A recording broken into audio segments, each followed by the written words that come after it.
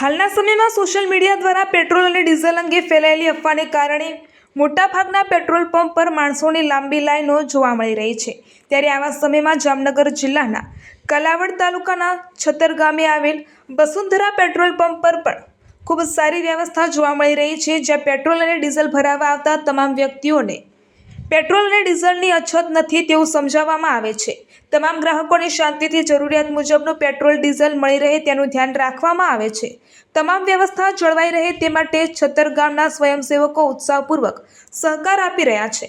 આ કાર્યમાં છતર ગામના સરપંચ જીતુભાઈ, રમેશભાઈ મલિક, કિરીટભાઈ, ચંદ્રપાલ, અબ્દુલભાઈ મલિક તથા આમિરભાઈ સહિત કાર્યકરો કામગીરી સંભાળી રહ્યા છે। રિપોર્ટર હર્ષલ ખંથેડિયા, જામનગર। દેશ અને દુનિયાના સમાચાર જોવા માટે અમારી ચેનલ વાત્સલ્યમ સમાચારને સબસ્ક્રાઇબ કરો અને બેલ આઇકોન પર ક્લિક કરો, જેથી આપને રોજે રોજની તમામ અપડેટ મળતી રહે।